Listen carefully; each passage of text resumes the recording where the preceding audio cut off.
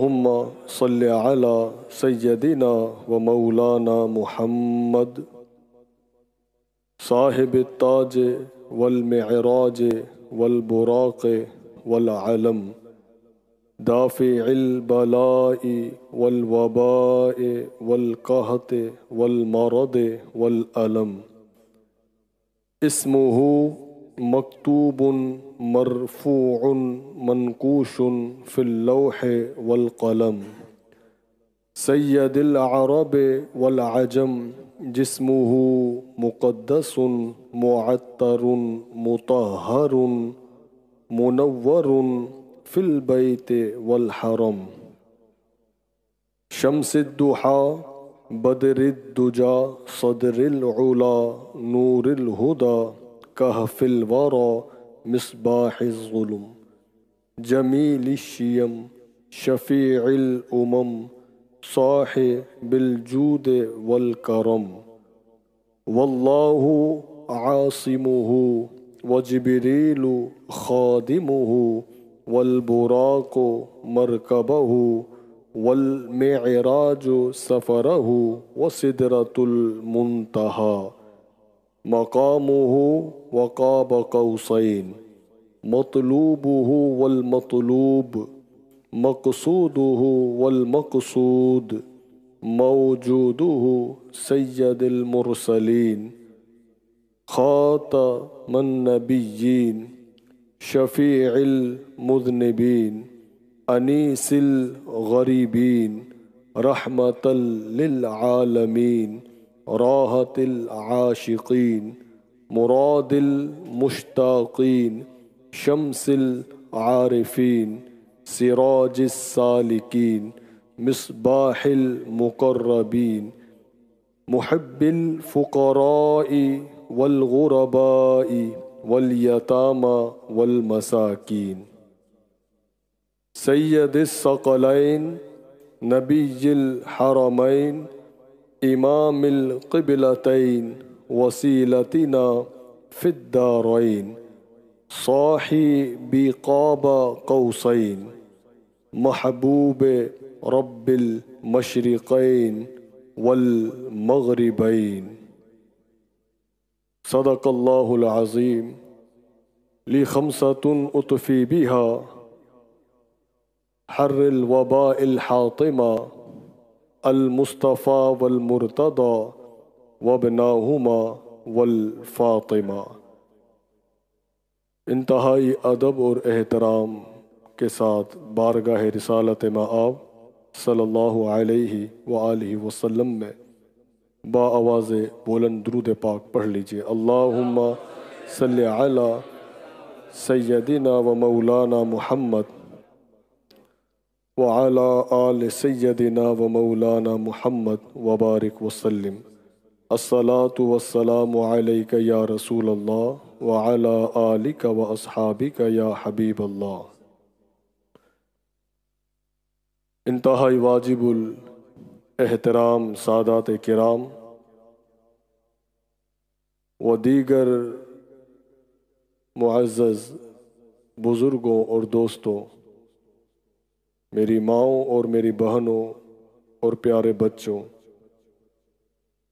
السلام علیکم ورحمۃ اللہ وبرکاتہ ماہ ربیع النور شریف کی آج 8ویں رات ہے اور آج بھی اس مبارک رات میں ہم سیدہ زہرا سینٹر میں اس وقت موجود ہیں حضور صلی اللہ علیہ وآلہ وسلم کے آپ علیہ السلام کی ولادت باسعادت کے خوشی کے ان مبارک راتوں میں ذکر مصطفیٰ علیہ السلام کرنے اور سننے کا شرف حاصل کر رہے ہیں اللہ تعالیٰ اپنی بارگاہ میں قبول فرمائے سید الثقلین جنوں اور انسان کے سردار، نبی الحرمین، حرمین شریفین کے نبی، امام القبلتین، بیت المقدس اور بیت اللہ کے امام، وسیلتنا فی الدارین، دنیا اور آخرت میں ہماری نجات، صاحب قاب قوسین، قرب الہی میں مقام قاب قوسین پر فائز، محبوب رب المشرقین والمغربین، مشرقین اور مغربین کے رب کے محبوب۔ آج ہم یہاں تک جو ابھی آپ نے سنا درود تاج کا حصہ، یہاں تک ہم سنیں گے، اور انشاءاللہ اس کا جو اگلا حصہ ہے جس میں حضور صلی اللہ علیہ وآلہ وسلم کی اولاد پاک اور پھر آپ کے والد گرامی حضرت سیدنا عبداللہ پاک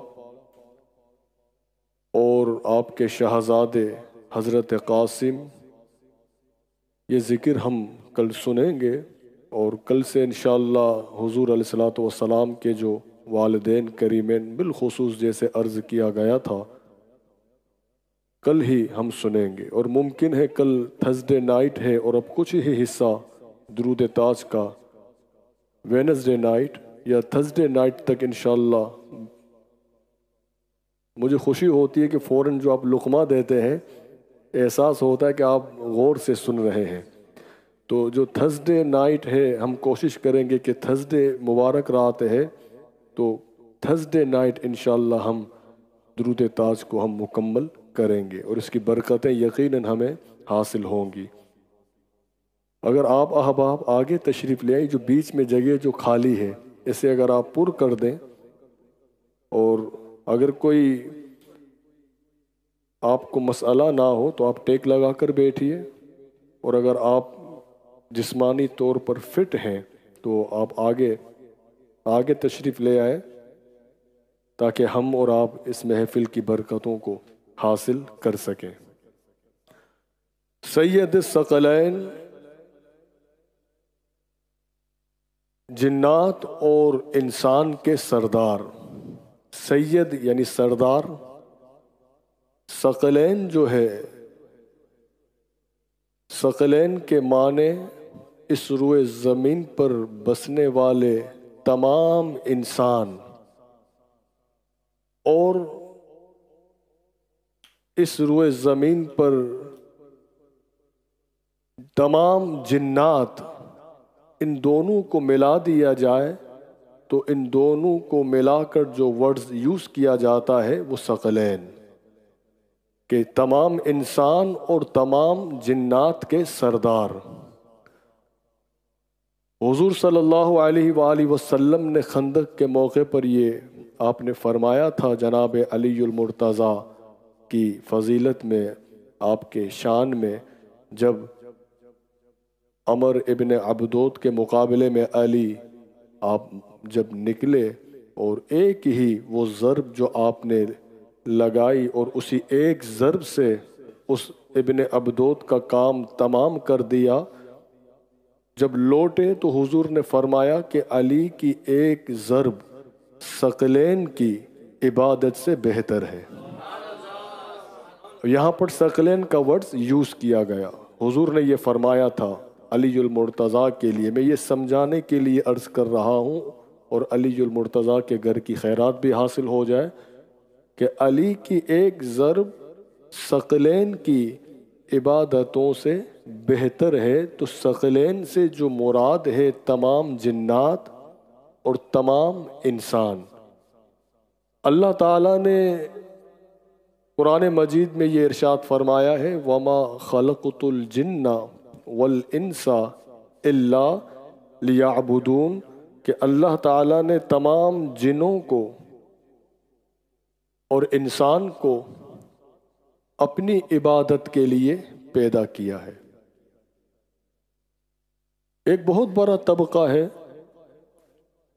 وہ جنات کے قائل نہیں ہیں، وہ جنات کے وجود کا انکار کرتے ہیں، وہ اس بات کو نہیں مانتے کہ ایک یہ بھی مخلوق ہے کہ اللہ تعالیٰ نے جسے پیدا کیا ہے، اور آج بھی یہ مخلوق موجود ہے جو ہماری آنکھوں سے اوجھل ہے، نظر نہیں آتی، تو وہ اس وجہ سے اس کا انکار کرتے ہیں۔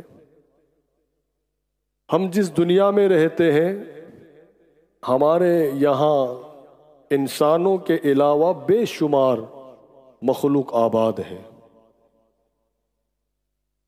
جن میں سے بہت سی مخلوقات کو ہم اپنی آنکھوں سے دیکھ سکتے ہیں۔ ہمارے ارد گرد بہت سے ایسے حیوانات، چرند پرند، جن کو ہم اپنی آنکھوں سے دیکھتے ہیں اور اس کا انکار ہم نہیں کر سکتے۔ کچھ ایسی مخلوق ہے، کچھ ایسی چیزیں ہیں کہ جن کو ہم دیکھ نہیں سکتے، مگر ان کے وجود کا احساس ہمیں ہے، ہم محسوس کر سکتے ہیں کہ یہ چیز بھی ہے، آنکھ اسے نہیں دیکھ سکتی۔ مثلاً ہوا جو ہے، کوئی شخص ہوا کا انکار نہیں کر سکتا، اس کا وجود ہے، مگر آنکھوں سے ہم دیکھ نہیں سکتے، محسوس ضرور کرتے ہیں کہ یہ ہوا ہے، اس کا وجود ہے۔ ہم جو خوشبو محسوس کرتے ہیں اپنی آنکھوں سے، خوشبو کو دیکھ نہیں سکتے، اس کے وجود کا کوئی انکار نہیں کر سکتا، جبکہ آنکھوں سے ہم دیکھ نہیں رہے، مگر وجود ہے، ہوا بھی ہے، خوشبو بھی ہے۔ اسی طرح ہمارے آس پاس بہت سے ایسے جراثیم، بیکٹیریا، جس کو دیکھنے سے ہم محروم ہیں، یعنی ہم دیکھنے کی صلاحیت ہمیں نہیں ہے، کوئی نہیں دیکھ سکتا اسے۔ اس کو دیکھنے کے لیے مختلف ڈیوائسز، مختلف آلات کے ذریعے سے اسے دیکھا جاتا ہے، اس کے وجود کا بھی کوئی انکار نہیں کر سکتا۔ ہماری باڈی میں بہت سے ایسے جراثیم پائے جاتے ہیں جس کو ہم دیکھ نہیں سکتے، مگر ان جراثیم کا بھی وجود ہے۔ بہت سی ایسی بیماریاں ہیں جو آنکھوں سے ہم دیکھ نہیں سکتے۔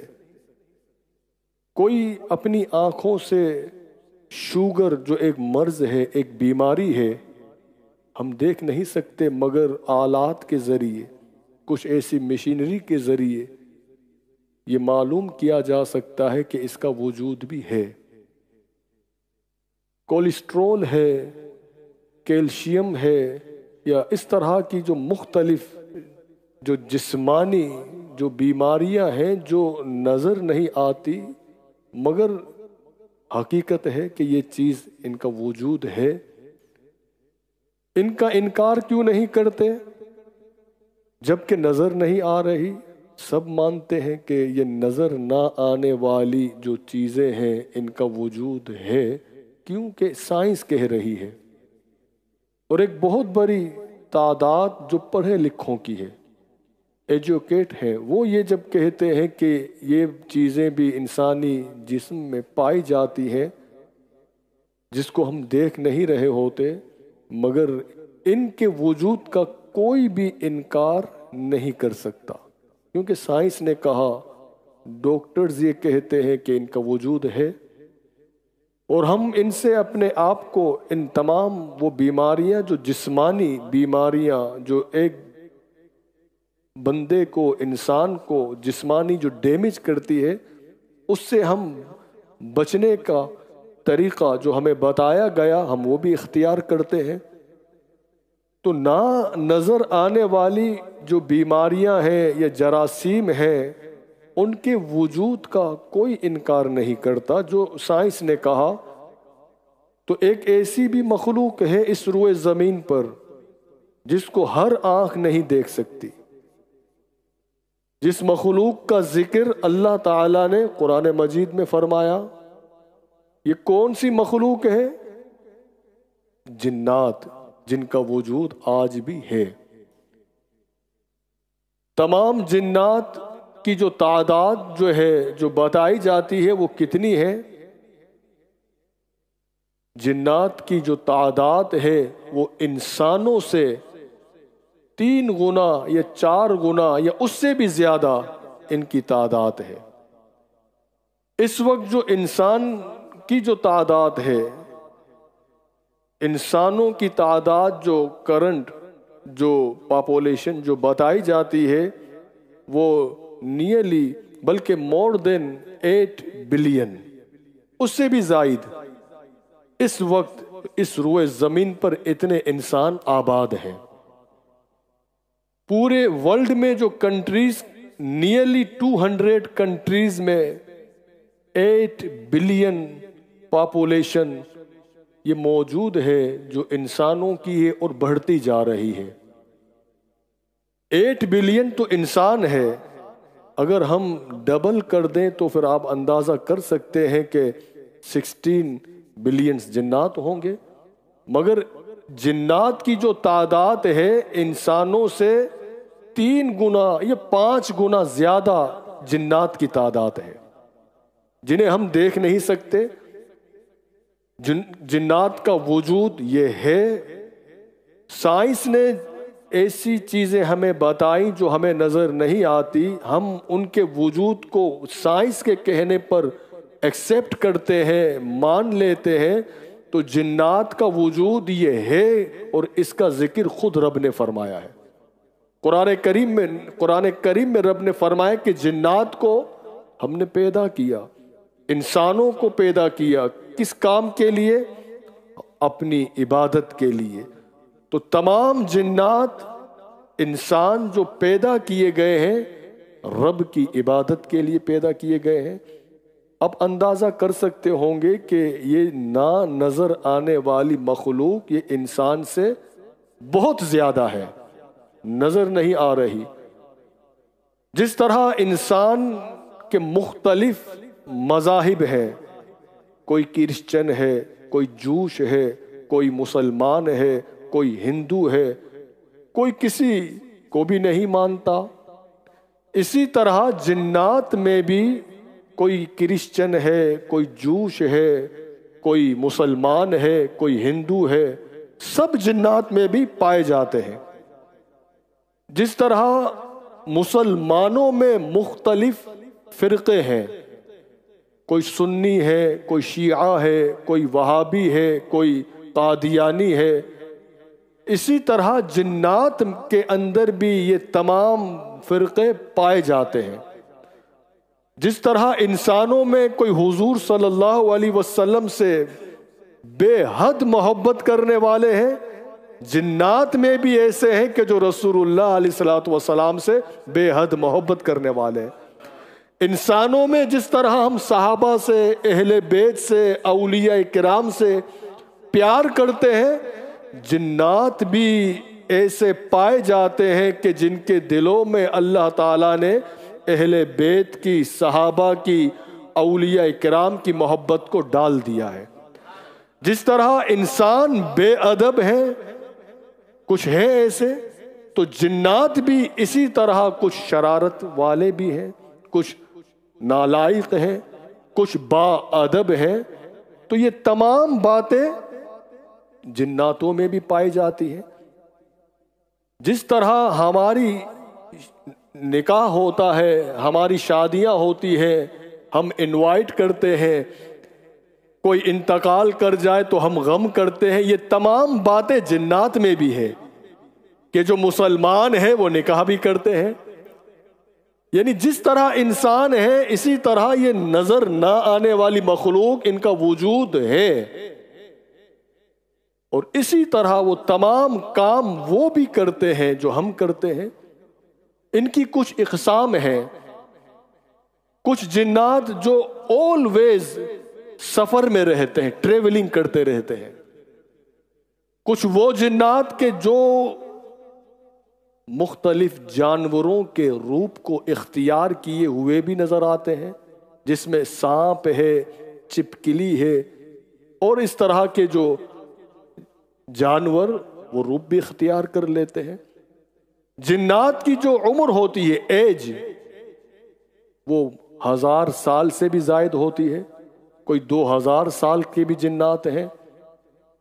ہمارے جس طرح بچے ہوتے ہیں ان کے بھی بچے ہوتے ہیں، مگر آج جو ایک طبقہ ان باتوں کا انکار کرتا ہے اور ایک طبقہ وہ ہے کہ جو نہ ہوتے ہوئے بھی مان لیتا ہے، یعنی اتنا فری سمجھتے ہیں جنات کو کہ کوئی اگر بیمار ہو تو وہ کہتے ہیں کہ ممکن ہے اس پر کوئی جن کا اثر ہو چکا ہے، کہیں گئے تو انہوں نے کچھ کہا کہ نہیں اس پر جن کا اثر ہو چکا ہے۔ ایک چیز ذہن میں رکھیے گا، اگر آپ یہاں سے ٹریولنگ کرتے ہیں، کوئی بھی شخص، کوئی بھی بندہ جب یہاں سے سفر کرتا ہے انڈیا کے لیے یا پاکستان کے لیے، تو اس کو کتنا وقت لگتا ہے؟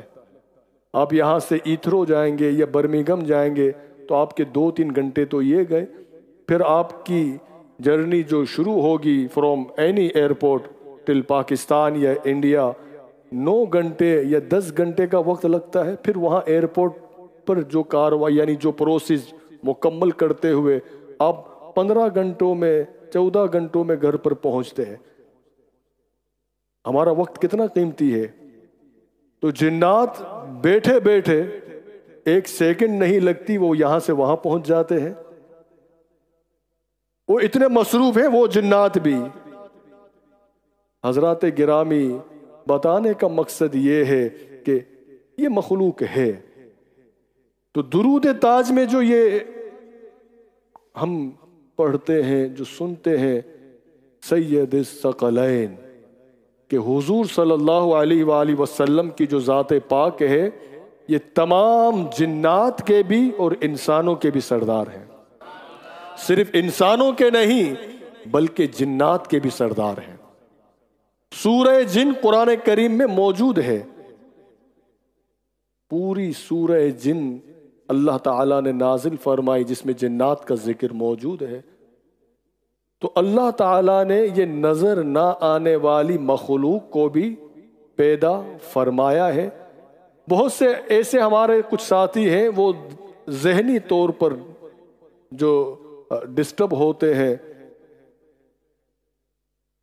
اگر ان کے ڈرائی وے میں کوئی درخت لگا ہوا ہو اور وہ رستے میں رکاوٹ بن رہا ہو تو ہمیں بھی آ کر کہتے ہیں کہ یہ درخت کو کاٹنے کی کوئی دعا ہے کہ اس درخت کو کاٹا جائے تو ہمارے لیے آسانی ہو، یعنی ڈرتے ہیں۔ ایک چیز یاد رکھیے گا، جو مخلوق ہے سب کا خالق رب ہے۔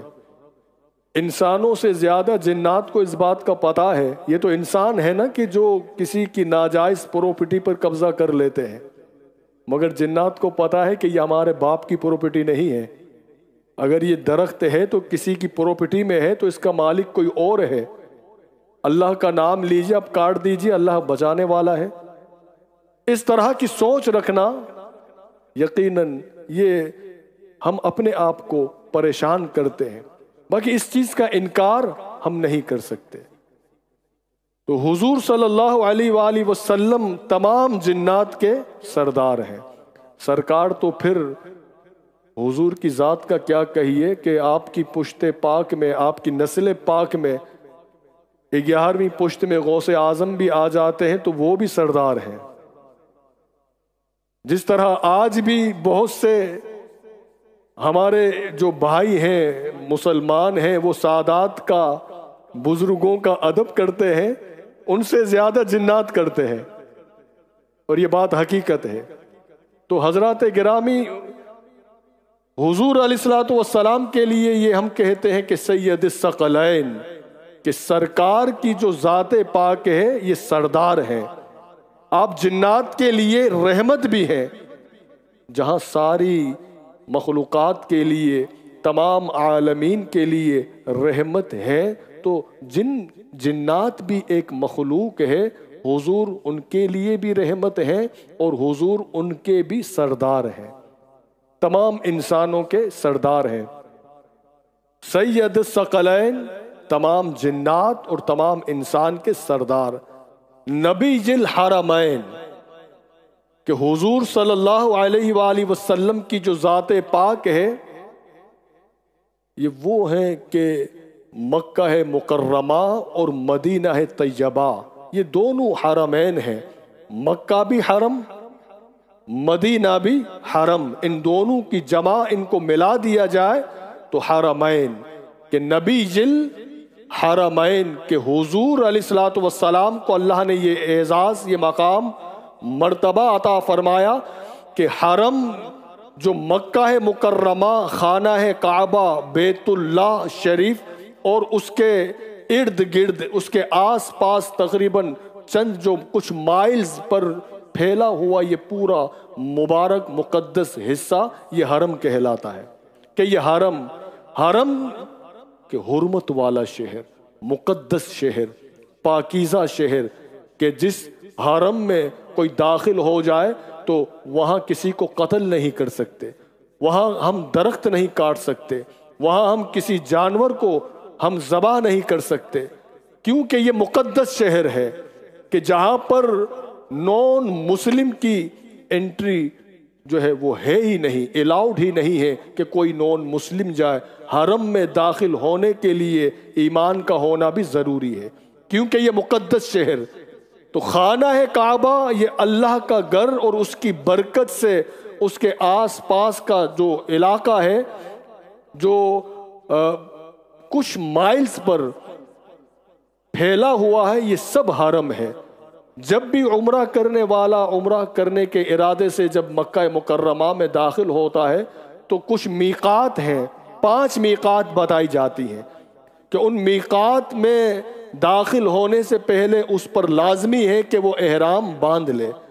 تو میقات کے اندر کا جو حصہ یہ 5 میقات ہیں، اگر کوئی مدینہ طیبہ سے آئے اس کے لیے بھی میقات ہے، کوئی بغداد سے یعنی عراق کی جانب سے آئے، کوئی ملک شام سے آئے، کوئی بیت المقدس سے آئے، تو جہاں سے بھی جو شخص حرم میں داخل ہوتا ہے تو یہ باؤنڈری، یہ میقات جو آج بھی موجود ہے، یہ میقات کے اندر کا حصہ یہ وہ مبارک حصہ ہے کہ یہ حرم کہلاتا ہے، کہ یہ مقدس ہے، حرم ہے۔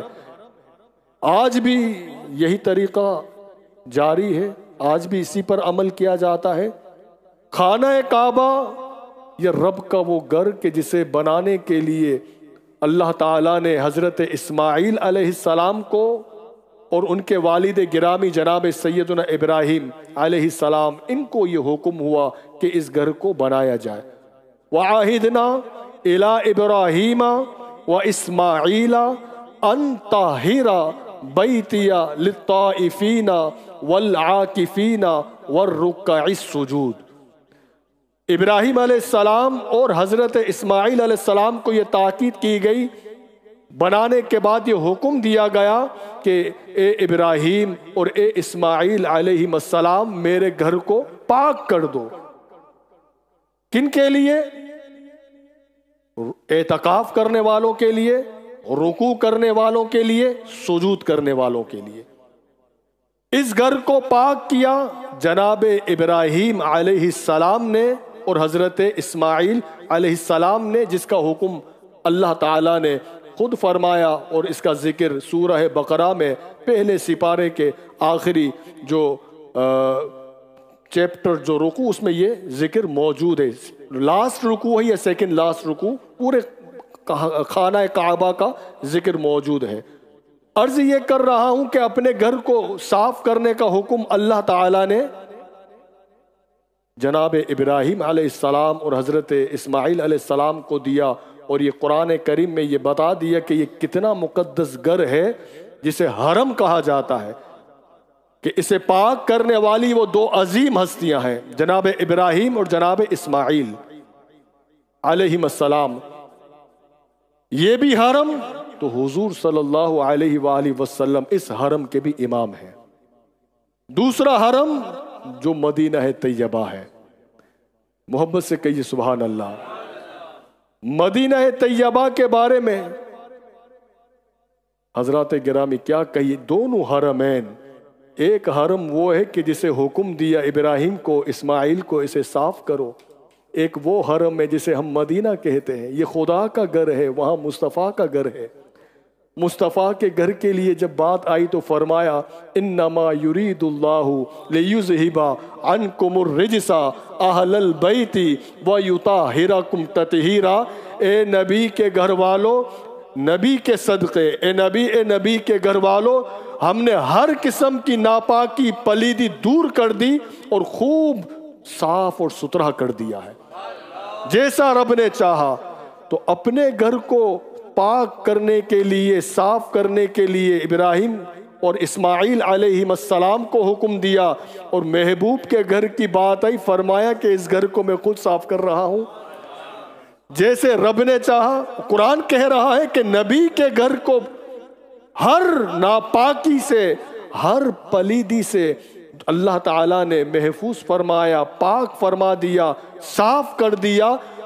فرما رہا ہے کہ میں نے پاک کیا ہے، میں نے صاف کیا ہے جیسا رب خود چاہتا ہے، جیسے رب کی شان ہے۔ تو یہ بھی حرم، وہ بھی حرم، تو میرے مصطفیٰ کو یہ اعزاز، یہ مقام اور مرتبہ اللہ نے عطا فرمایا کہ آپ نبی الحرمین کہ مکہ مکرمہ کے بھی اور مدینہ طیبہ کے بھی امام ہیں۔ بات یہ ہے کہ مکہ مکرمہ کو جو اتنی فضیلت، اتنی عظمت کہاں سے ملی؟ ہم جب قرآن پڑھتے ہیں تو کچھ ایسے مقام ہیں جنہیں شعائر اللہ کہا جاتا ہے، کہ خدا تعالیٰ کی نشانیاں ہیں۔ ان الصفا والمروۃ من شعائر اللہ، کہ یہ وہ مقام، یہ وہ مقدس کہ حضرت بی بی ہاجرہ یہاں دوڑتی رہیں، یہاں دوڑی پانی کے لیے، یہ پورا واقعہ موجود ہے۔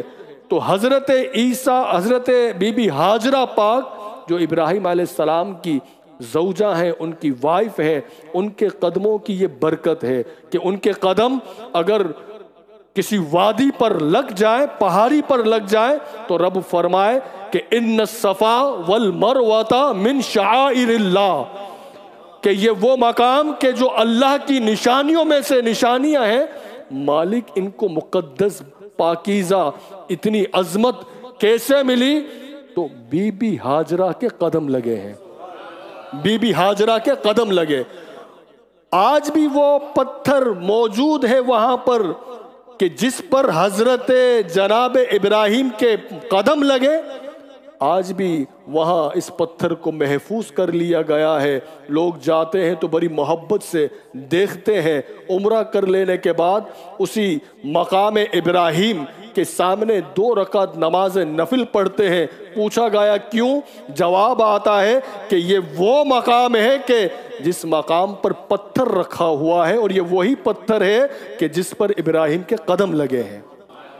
یہ وہ مقدس مقام، اگر بی بی ہاجرہ کے قدم لگ جاتے ہیں، بی بی حضرت ہاجرہ اور حضرت ابراہیم کے قدم جہاں لگ جائیں تو وہ شہر مقدس ہو جاتا ہے، وہ شہر حرمت والا ہو جاتا ہے، وہ شہر امن والا ہو جاتا ہے۔ تو پھر میں ہمارے نبی صلی اللہ علیہ وآلہ وسلم کے قدموں کو کیا کہوں کہ جس کے نالین کے نیچے جو مٹی آئی، حضور نے فرما دیا کہ اللہ نے اس مٹی میں بھی شفا رکھ دی ہے۔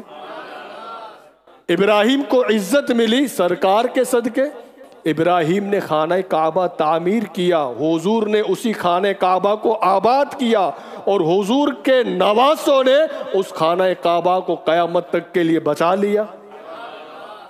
یہ ساری جو بہاریں ہیں یہ حضور کے صدقے ہیں، حضور صلی اللہ علیہ وآلہ وسلم کے قدموں کی خیرات ہے۔ لا اقسم بہذا البلد، اے محبوب اس شہر کی قسم، وَأَنْتَ حِلٌّ بِهَذَا الْبَلَدِ، جس میں آپ تشریف فرما ہو۔ اے محبوب اس شہر کو اللہ اس انداز میں یاد کر رہا ہے کہ قسمیں کھا رہا ہے اس مبارک شہر کی۔ تو حضرات گرامی، یہ حرمت والا شہر مکہ مکرمہ جو نبی کے صدقے حرمت ملی، اور دوسرا مدینہ طیبہ کہ جسے مدینہ منورہ سرکار کے قدموں نے کیا۔ حضور علیہ السلام نے فرمایا آج بھی وہ حصہ ریاض الجنہ جسے نہ ماننے والے بھی یہ کہتے ہیں کہ یہ وہ حصہ ہے کہ جو جنت کا ٹکڑا ہے۔ یہ حضور نے فرمایا کہ میرے گھر سے لے کر منبر تک کا جو حصہ ہے یہ جنت کا حصہ ہے، ریاض الجنہ۔ آج بھی عشاق اس کی زیارت کر کے اپنی آنکھوں کو ٹھنڈک پہنچاتے ہیں۔ آج بھی جب جاتے ہیں تو اسی ریاض الجنہ کے اوپر ایک حدیث لکھی ہوئی ہے، مدینہ طیبہ کی بات کر رہا ہوں، جس کا مفہوم ہے کہ یہ حضور کی یہ وہ بارگاہ ہے کہ اپنی امت کے وہ لوگ کہ جو گناہ کبیرہ کر چکے ہیں، اللہ تعالیٰ کے یہ محبوب ان کبیرہ گناہوں کو بخشوانے والے ہیں۔ کبیرہ اور تمام وہ لوگ کہ جو کبیرہ گناہ کر بیٹھے ہیں تو سرکار کی ذات پاک ان لوگوں کی بھی بخشش کرنے والے ہیں۔ یہ حدیث دیکھ کر ہمیں ٹھنڈک پہنچتی ہے کہ سرکار قیامت کے دن یقیناً اپنے امت کے گناہ گاروں پر کرم وہی فرمائیں گے۔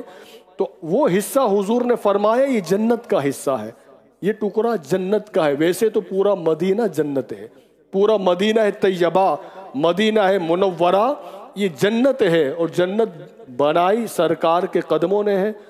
لیکن خاص طور پر حضور نے جو مینشن کیا، جو توجہ دلائی، آپ نے فرمایا کہ میرے گھر سے منبر تک کا جو حصہ یہ ریاض الجنہ، یہ جنت کا ٹکڑا ہے۔ یہ آج بھی ہم اس بات کو مانتے ہیں کیونکہ حضور آپ وہاں پر آرام فرما رہے ہیں۔ آج جو لوگ نور اور بشر کے معاملے میں جو الجھتے ہیں، اس بات کو ہم سب یقین رکھتے ہیں کہ جو انسان مرتا ہے تو اسے وہیں دفنایا جاتا ہے جہاں سے اس کی مٹی لی جاتی ہے، جہاں سے اس کی مٹی لی گئی ہو۔ حضور صلی اللہ علیہ وآلہ وسلم آج اس حصے میں آرام فرما رہے ہیں کہ آپ نے خود یہ فرمایا ہے کہ یہ وہ حصہ ہے کہ جو جنت کے باغات میں سے ایک باغ ہے، یہ جنت کا ٹکڑا ہے۔ تو اب ہم سمجھ سکتے ہیں کہ جب مٹی حضور علیہ السلام کی بھی جو لی گئی تھی تو کہیں اور سے نہیں، اسی جگہ سے لی گئی تھی کہ جنت ہے، تو پھر جنت سے وہ مٹی لی گئی۔ تو آپ اندازہ کر لیجئے کہ اگر وہ نور ہے تو پھر وہ جگہ نور کی ہے، تو وہاں آرام فرمانے والے بھی نور ہیں۔ اگر وہ مٹی ہے جنت میں تو پھر آپ مٹی مان لیجئے۔ تو جہاں سے جو مٹی لی جاتی ہے وہیں پر اسے سپرد خاک کیا جاتا ہے۔ تو حضور نے فرمایا کہ یہ جو حصہ ہے یہ جنت کا باغ ہے، جنت کا ٹکڑا ہے۔ حضور نے یہ مینشن کر دیا، یہ بتا دیا کہ اب اس سوچ میں مت الجھنا۔ اگر تمہیں وہ جگہ مٹی لگتی ہے تو جنت میں تو مٹی ہے ہی نہیں۔ اگر جو اپنی طرح سمجھتے ہیں تو مٹی کہیں گے، اور جو سمجھتے ہیں کہ جنت میں نور ہی ہے تو پھر حضور نے فرمایا کہ یہ حصہ جنت کا ہے۔ تو جہاں سے مٹی لی گئی ہے وہیں سرکار کو آرام فرمایا، آپ وہیں آرام فرما رہے ہیں۔ تو حضور علیہ السلام کا وہ حصہ جنت کا ٹکڑا ہے، اور آپ نے فرمایا کہ یہ ریاض الجنہ، جسے آج بھی ہم ریاض الجنہ کہتے ہیں، یہ سرکار صلی اللہ علیہ وآلہ وسلم کا وہ مقدس شہر مدینہ منورہ، اسے بھی حرم کہا جاتا ہے کہ نبی جل حرمین، کہ مکہ مکرمہ کے اور مدینہ طیبہ کے حرم، امام القبلتین۔ یہ بھی شان رسول اللہ علیہ السلام کی ہے کہ دو قبلوں کے امام، دو مسجدوں کے امام، اللہ کے وہ دو مقدس گھر، وہ مقدس اللہ تعالیٰ کے وہ گھر کے جس کی امامت کا شرف اللہ نے حضور کو عطا فرمایا۔ دو مسجدیں کون سی ہیں؟ جسے مسجد یہاں پر یہ جو فرمایا گیا کہ امام القبلتین، امام القبلتین، کہ دو مسجدوں کے امام، ایک بیت المقدس ہے، ایک وہ گھر جو اللہ کا بیت المقدس جو فلسطین میں، اور ایک جو بیت اللہ۔ یہ واحد وہ نبی ہیں صلی اللہ علیہ وآلہ وسلم کہ اللہ نے یہ اعزاز دیا۔ خانہ کعبہ سے پہلے جب حضور نے اعلان نبوت فرمایا تو اس وقت جب نماز پڑھی جاتی تھی گھر موجود تھا، مگر نماز کا جب وقت آتا تھا تو حضور بیت المقدس کی طرف منہ کرتے تھے، نماز بیت المقدس کی طرف منہ کر کے نماز ادا فرماتے۔ یہاں تک کہ جب ہجرت فرمائی، ہجرت فرما لینے کے 17 منتھ ہمارے نبی صلی اللہ علیہ وآلہ وسلم جب نماز کا وقت آتا تو نماز آپ بیت المقدس کی طرف منہ کرتے تھے۔ مدینہ طیبہ میں بھی اب نماز کا وقت آتا، آپ علیہ الصلوۃ والسلام نماز کے لیے اپنے چہرے مبارک کو بیت المقدس کی طرف کرتے، جس کا واقعہ قرآن کریم میں موجود ہے۔ سورہ بقرہ میں دوسرے سپارے میں اللہ نے فرمایا قد نرا تقلب وجہک فی السماء فلنولینک قبلۃ ترضاها فولی وجہک شطر المسجد الحرام، کہ 16 یا 17 مہینے تک حضور بیت المقدس کی طرف منہ کرتے تھے، نماز پڑھتے تھے۔ مدینہ طیبہ میں کچھ یہود تھے، یہودی اہل یہود، وہ حضور صلی اللہ علیہ وآلہ وسلم کو، مسلمانوں کو یہ طعنہ دیتے تھے، کرٹیٹائز کرتے تھے، وہ تنقید کرتے تھے، کہتے تھے کہ دین تو اپنا نیا لائے ہیں مگر نماز آج بھی ہمارے قبلے کی طرف منہ کر کے پڑھ رہے ہیں۔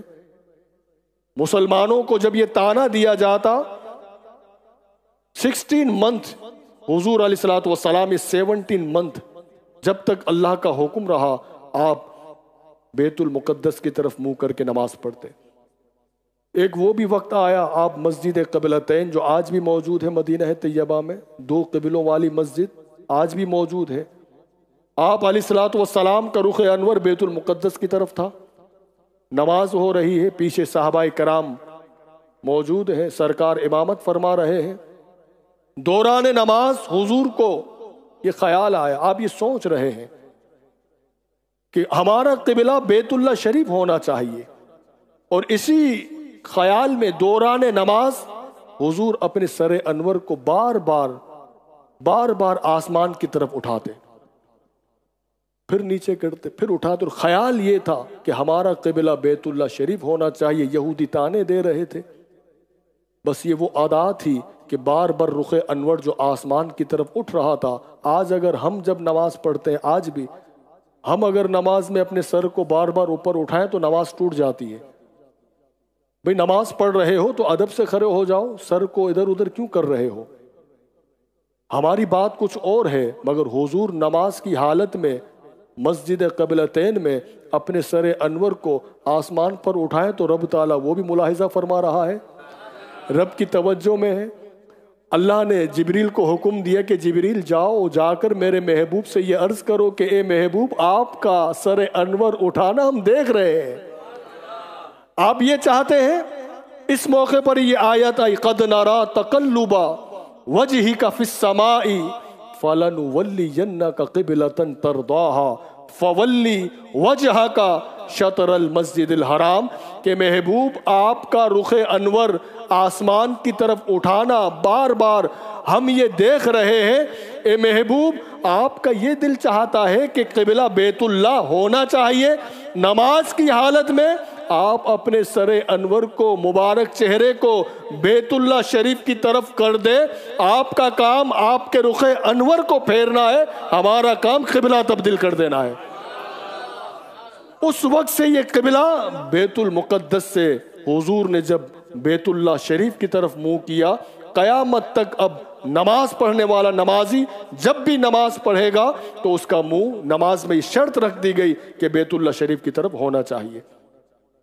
اب جب حضور کو یہ حکم ہوا، حضور نماز میں تھے، صحابہ بھی تھے، اب بات یہ ہے کہ نماز ہی میں حکم کیوں آیا؟ اللہ تعالیٰ چاہتا تو نماز کے بعد بھی یہ حکم نازل فرما دیتا کہ محبوب ظہر تو آپ نے ادا کر لی، اب جو عصر آئے، عصر کی نماز میں آپ اپنے چہرے انور کو بیت اللہ شریف کی طرف کر دینا، مگر اللہ تعالیٰ نے نماز کی حالت میں یہ حکم نازل فرمایا، نماز کی حالت میں، اور یہ قیامت تک کے لیے بتا دیا کہ اگر تم میں سے کوئی شخص نماز میں اوپر اپنے سر کو اٹھائے تو اس کی نماز چلی جائے بار بار، اور اگر نبی اپنے سر انور کو آسمان کی طرف اٹھائے تو اللہ قرآن نازل فرما دیتا ہے۔ اے محبوب نماز کی حالت میں اپنے سر انور کو بیت المقدس سے بیت اللہ شریف کی طرف پھیر دو۔ آج آپ مسجد قبلتین جائیں اور دیکھیں، 2 قبلوں والی مسجد، آج جہاں پر قبلہ شریف کا جو رخ ہے اسی کے بالکل اپوزٹ بیت المقدس ہے۔ یعنی حضور جب نماز پڑھا رہے تھے، پیچھے صحابہ تھے۔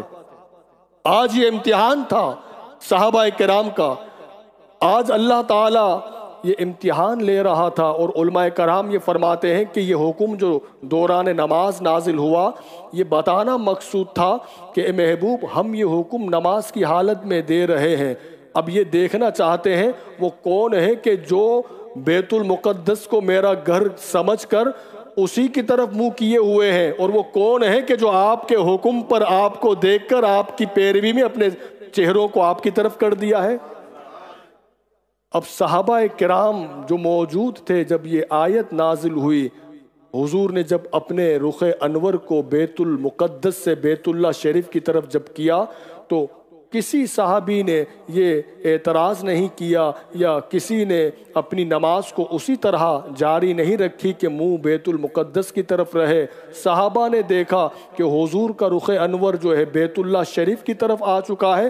حضور نے جب اپنے رخ انور کو بیت اللہ شریف کی طرف کیا تو سامنے صحابہ تھے، تو صحابہ نے دیکھا کہ حضور کا منہ یہاں ہو چکا ہے، تو صحابہ پیچھے یعنی اپنی جگہ کو چھوڑ کر حضور کے پیچھے آ گئے، اور کسی کی نماز نہیں ٹوٹی، اور یہ بتا دیا کہ اصل عبادت وہی ہے جو رسول اللہ علیہ السلام کی پیروی میں ہو، جو ان کی محبت میں ہو، ورنہ انہیں چھوڑ کر آپ اگر بیت اللہ شریف کی طرف بھی اپنے رخ کو کیے رکھیں تو حاصل کچھ نہیں ہوگا۔ تو حضور علیہ السلام کو اللہ تعالیٰ نے نماز کی حالت میں یہ حکم فرمایا۔ اور دوسری بات یہ ہے کہ حضور علیہ السلام کی یہ خواہش تھی، یہ تمنا تھی، آپ کی یہ چاہت تھی، جو آپ چاہتے تھے کہ قبلہ بیت اللہ شریف ہونا چاہیے، قبلہ خانہ کعبہ اللہ کا گھر ہونا چاہیے، نماز ہم جب پڑھتے ہیں تو اسی گھر کی طرف منہ کر کے ہمیں ادا کرنی چاہیے۔ یہ چاہت تھی آپ کی، یہ خواہش تھی۔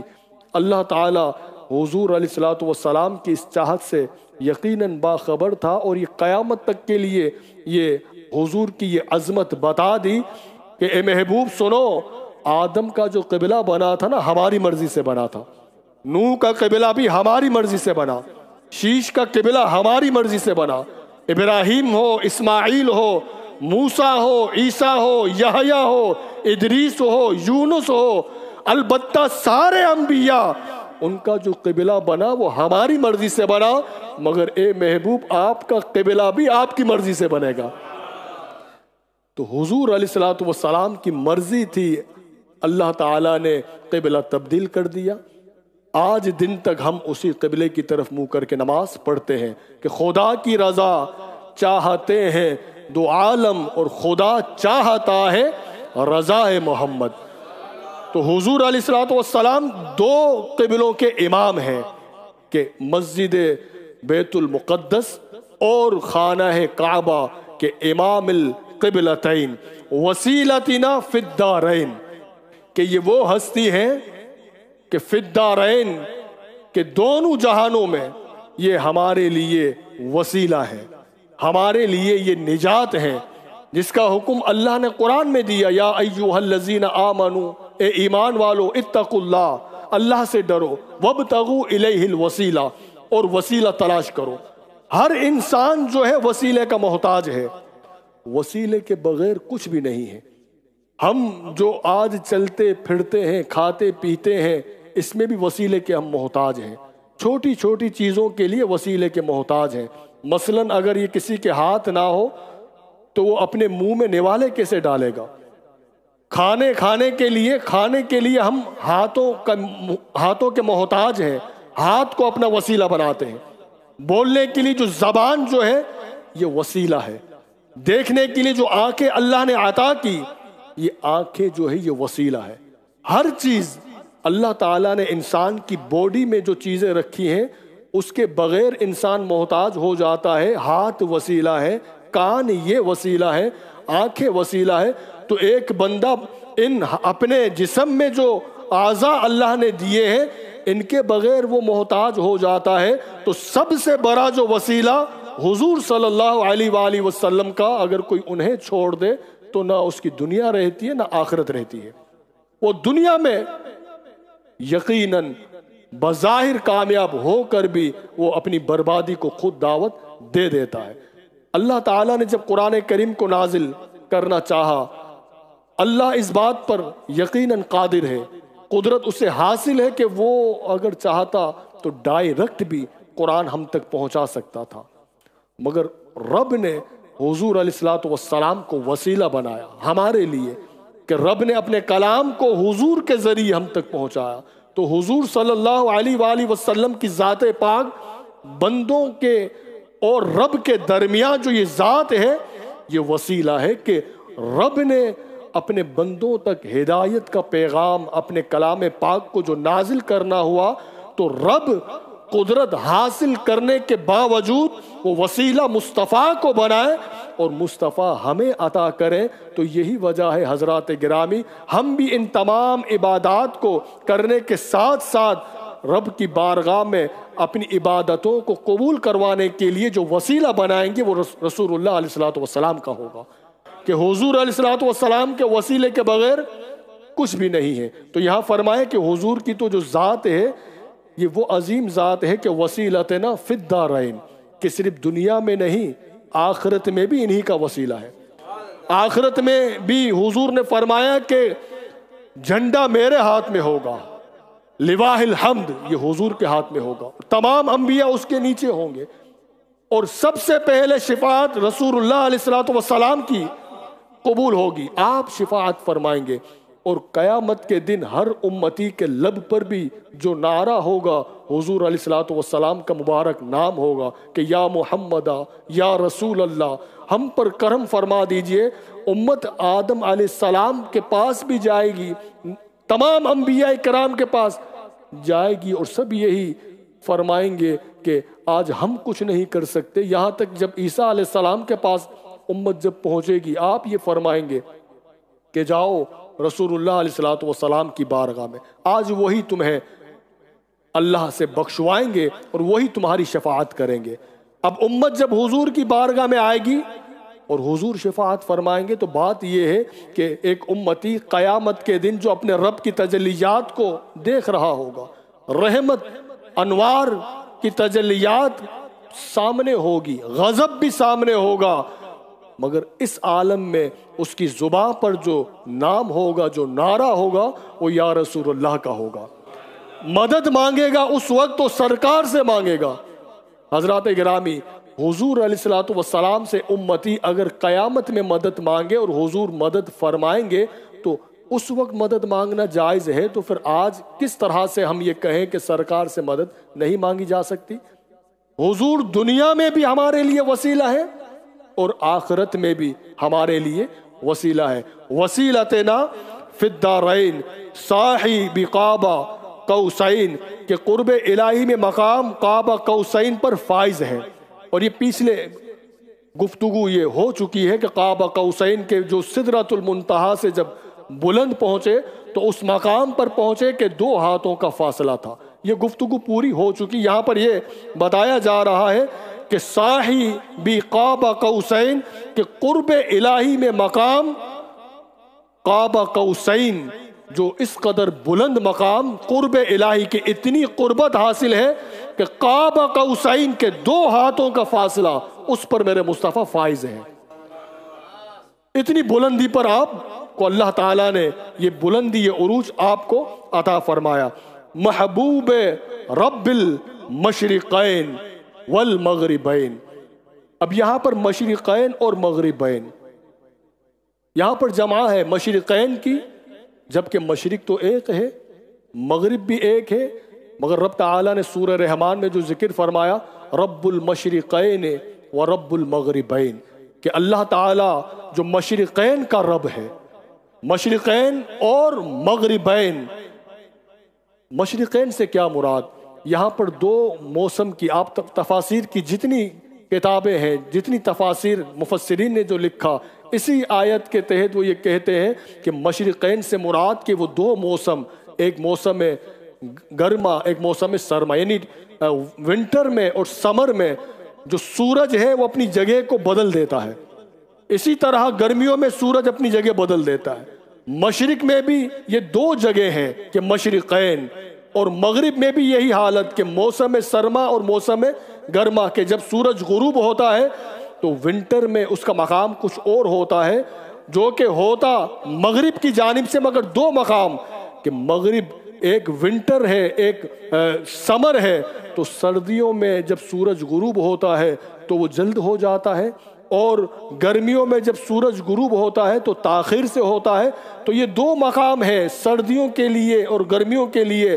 تو یہ مغربین اور مشرقین، تو رب وہ ہے کہ جو مشرقین کا بھی رب ہے، مغربین کا بھی رب ہے، کہ یہ وہ اوقات ہیں کہ سورج جب نکلتا ہے موسم کے اعتبار سے تو الگ الگ جگہ ہوتی ہے، ہوتا مشرق ہی ہے.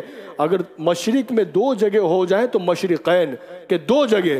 اسی طرح جب غروب ہو تو دو جگہ پر جب غروب ہوتا ہے تو اس کی جمع مغربین.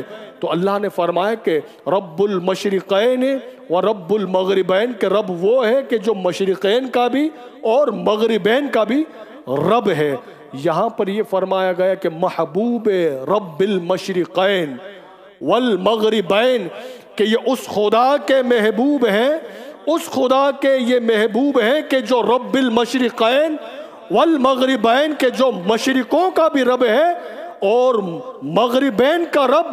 اس رب کے اگر کوئی محبوب ہے تو سرکار کی ذات پاک ہے، کہ حضور علیہ السلام محبوب رب المشرقین والمغربین.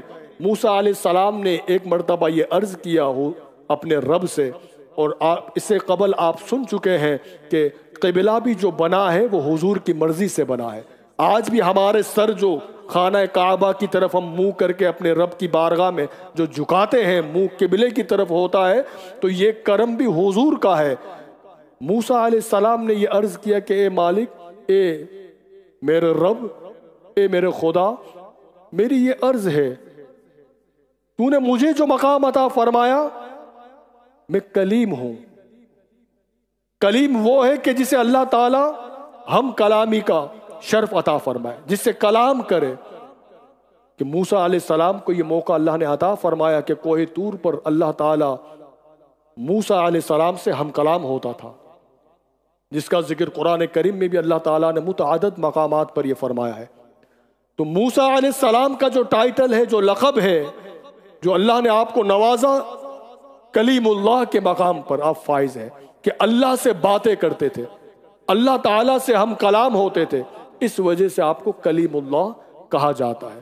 قرآن میں فرمایا تلک الرسول فضلنا بعدهم على بعد منهم من کلم اللہ ورفع بعدهم درجات، کہ یہ وہ رسولوں کی جماعت ہے کہ جن کو ہم نے بات کو بات پر فضیلت عطا فرمائی. ان میں سے کوئی وہ ہے کہ جس سے رب نے کلام فرمایا. اس سے مراد جناب سیدنا موسیٰ علیہ السلام کی ذات پاک، کہ جن سے کلام فرمایا، کلام ہم کلام ہونے کا شرف جنہیں عطا کیا، وہ مراد کلیم اللہ ہیں. جناب موسیٰ علیہ السلام فرمایا کہ کوئی وہ ہیں کہ جنہیں ان سے بھی بلند مقام عطا فرمایا. اس سے مراد حضور علیہ السلام کی ذات پاک.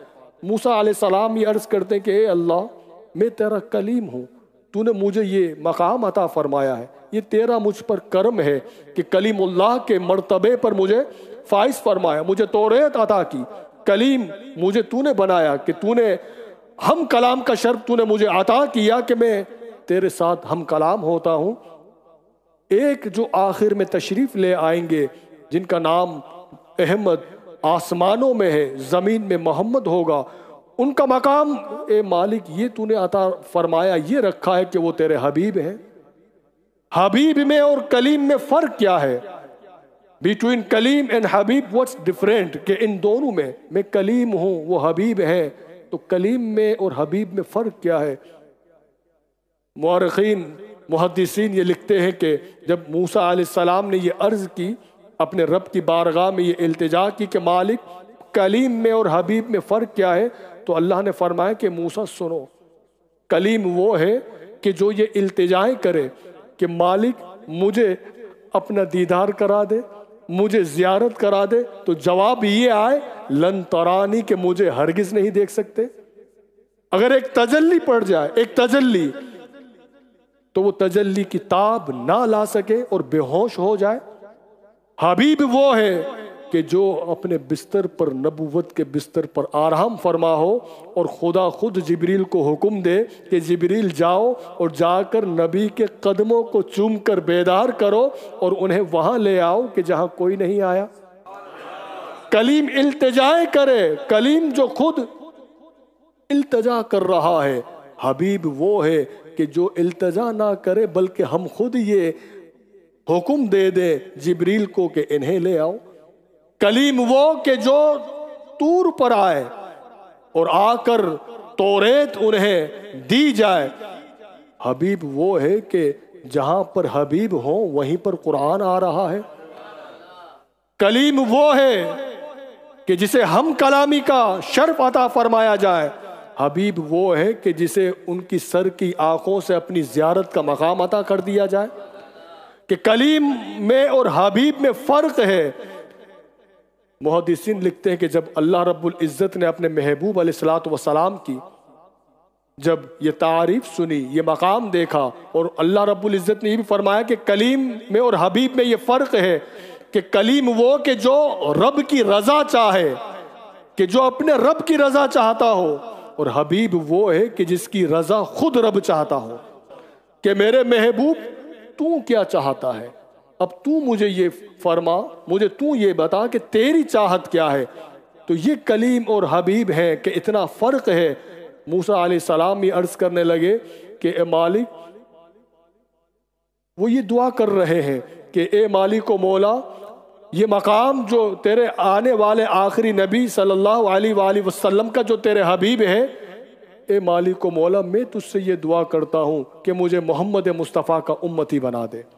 تو موسیٰ علیہ السلام نے اور دیگر انبیاء کرام نے حضور علیہ السلام کی امتی ہونے کے لیے دعائیں کرتے رہے، کیونکہ یہ فقط اعزاز اور فقط یہ مقام اور مرتبہ اللہ تعالیٰ نے حضور صلی اللہ علیہ وآلہ وسلم کو یہ عطا فرمایا کہ محبوبیت کے مرتبے پر فائز فرمایا کہ آپ اللہ کے محبوب ہیں۔ تو یہاں پر محبوب رب المشرقین والمغربین کہ حضور علیہ السلام رب کے وہ رب کے جو مشرقین کا ہے مغربین کا ہے ان کے یہ محبوب ہیں جو جناب محمد مصطفیٰ صلی اللہ علیہ وآلہ وسلم ہے۔ سید الثقلین جنوں اور انسان کے سردار، نبی الحرمین حرمین شریفین کے نبی، امام القبلتین بیت المقدس اور بیت اللہ کے امام، وسیلتنا فی الدارین دنیا اور آخرت میں ہماری نجات، صاحبی کعبہ قوسین قرب الہی میں مقام کعبہ قوسین پر فائز، محبوب رب المشرقین والمغربین مشرقین اور مغربین کے رب کے محبوب۔ یہ درود تاج میں ہم اور آپ یہ پڑھتے ہیں کہ جو قرآن اور احادیث کے مطابق آج بھی عشاق جب درود تاج پڑھتے ہیں تو حضور صلی اللہ علیہ وآلہ وسلم کو ان القابات سے یاد کرتے ہیں، حضور کی یہ تعریف کرتے ہیں، اور اسی کو ہم میلاد کہتے ہیں۔ یہی میلاد ہے۔ لوگ کہتے ہیں کہ آپ میلاد کیوں کرتے ہیں؟ میلاد میں کیا ہوتا ہے؟ ہم پہلی ربیع النور شریف کی رات سے لے کر آج رات تک ہم نے کیا باتیں کی ہیں؟ سرکار کے مبارک جسم کی بات کی ہے، سرکار کے نعلین پاک کی بات کی ہے، سرکار کے منہ مبارک کی بات کی ہے، سرکار کے معجزات کی بات کی ہے، سرکار کا ذکر کر رہے ہیں، سرکار کی تعریف کر رہے ہیں، یہی میلاد ہے۔ اب کہ یہ کہا جائے، یہ کچھ میں یہ کہوں گا کہ یہ بڑی زیادتی ہوگی کہ یہ کہا جائے کہ یہ کہاں لکھا ہے کہاں نہیں لکھا۔ ایک بات آپ ذہن میں رکھیے، اللہ کے جتنے انبیاء کرام تشریف لائے وہ ہر اچھی بات انہوں نے آ کر نہیں بتائی۔ ہر جتنے انبیاء کرام یہاں تک کہ ہمارے نبی صلی اللہ علیہ وآلہ وسلم بھی تشریف لائے، ہر اچھی بات کا حکم کرنے نہیں آئے، ہر اچھی بات، مگر ہر بری بات سے روکنے آئے ہیں۔ قرآن میں ہر اچھی بات نہیں لکھی ہوئی، مگر ہر وہ بات لکھ دی گئی ہے کہ جس سے منع اللہ تعالیٰ نے منع فرما دیا ہے۔ اب آپ کہیں گے کہ یہ کیا مطلب ہوا؟ اب دیکھیے یہاں پہ بہت سے ہمارے بروچ کے بھائی، بروچی ہمارے بھائی بیٹھے ہوئے ہیں، بنگلہ دیش کے بھائی بھی بیٹھے ہوئے ہیں۔ اب بروچی ہمارے بھائی جو ہیں یہ دال چاول پسند فرماتے ہیں، شوق سے کھاتے ہیں، اچھی چیز ہے یہ، حق حلال کا جب کھاتے ہیں یا کھلاتے ہیں تو اچھی چیز ہے یہ. اب اگر ہم یہ سوال کریں کام تو اچھا ہے، لکھا کہاں ہوا ہے، تو جواب یہ آئے گا کہ ہر بات لکھی نہیں بھی ہوتی مگر کام اچھا ہے. بنگلہ دیش کے بھائی مچھلی کو زیادہ پسند فرماتے ہیں. ہم اگر ان سے کہیں کہ یہ بھائی کہاں لکھا ہوا ہے تو کہیں گے کہ ہر بات لکھی ہوئی نہیں ہوتی.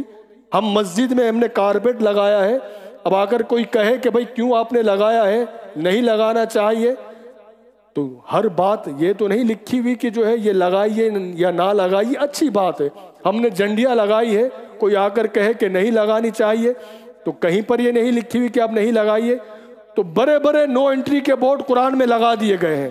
آپ اگر دیوانہ روڈ سے جائیے تو یہاں پر نو انٹری کے بورڈ لگے ہوئے ہوتے ہیں کہ آپ یہاں سے نہیں جا سکتے، کیونکہ اگر یہاں سے آپ گزریں گے تو خلاف ورزی ہوگی، قانون کی خلاف ورزی کریں گے. تو ہر شخص اپنے آپ کو قانون پر رہتے ہوئے قانون کی خلاف ورزی نہیں کرے گا. تو اسی طرح قرآن کریم میں نو انٹری کے بورڈ لگ چکے ہیں کہ جھوٹ بولنا یہ حرام ہے. اب اسے کوئی یہ ثابت نہیں کر سکتا کہ آپ بول سکتے ہیں، کیونکہ منع کر دیا. قرآن میں یہ آ چکا ہے کہ سود کھانا یہ حرام ہے، یہ قرآن نے بتا دیا، یہ نو انٹری کا بورڈ لگ چکا ہے. زنا یہ حرام ہے، حرام جانوروں کا کھانا یہ حرام ہے.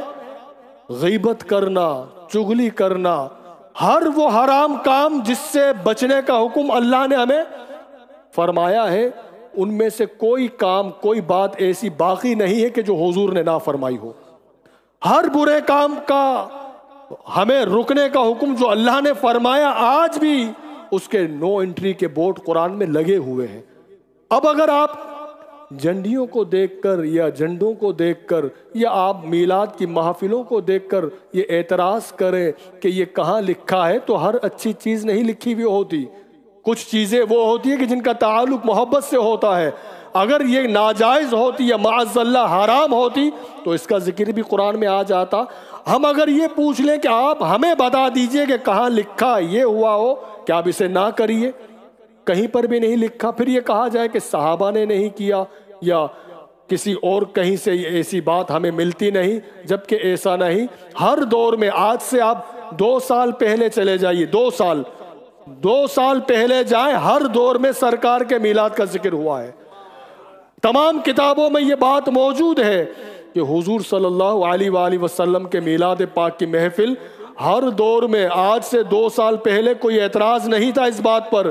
لوگ اپنے گھروں میں، یہاں تک خانہ کعبہ کے بالکل اطراف میں جہاں سرکار تشریف لائے ہیں، وہ مبارک گھر، وہاں پر ہر محفل باری رات، 12ویں شریف کی رات کو باقاعدہ میلاد ہوتا تھا. تو یہ بزرگوں کا طریقہ رہا ہے اور یہ اچھا عمل ہے، اچھا کام ہے. اللہ رب العزت کی رضا حاصل کرنے کا، حضور کی محبت کو بڑھانے کا، حضور سے محبت کے رشتے کو مضبوط کرنے کا یہ ذریعہ ہے جس کو ہم محفل میلاد منا کر حضور سے محبت کے رشتے کو ہم مضبوط کرتے ہیں، حضور سے تعلق کو ہم مضبوط کرتے ہیں. کیونکہ ان سے جب رشتہ محبت کا مضبوط ہو جائے تو خدا کی قسم اللہ تعالیٰ بھی راضی ہوتا ہے. تو محفل میلاد میں، محفل ذکر میں یہی ہوتا ہے کہ جو ذکر ہوتا ہے وہ سرکار کے اوصاف بتائے جاتے ہیں، سرکار کی تعریف کی جاتی ہے. اسی کو ہم محفل میلاد مصطفیٰ صلی اللہ علیہ وآلہ وسلم کہتے ہیں. تو انشاءاللہ کل ہم سنیں گے جد الحسن والحسین مولانا و مولا الثقلین ابی القاسم محمد صلی اللہ علیہ وسلم ابن عبد اللہ نور من نور اللہ یا ایہا المشتاقون بنور جمالہ بلغ العلا بکمالہ کشف الدجا بجمالہ حسنت جمیع خصالہ صلو علیہ وآلہ. انشاءاللہ کل ہم کوشش کریں گے یہاں تک ہم سنیں، ورنہ اب کل حضور علیہ السلام کے اجداد کا، آپ کے والد پاک کا، آپ کی والدہ کا اور آپ کی اولاد پاک کا ذکر جو درود تاج میں آ رہا ہے وہ ہم سننے کی سعادت حاصل کریں گے.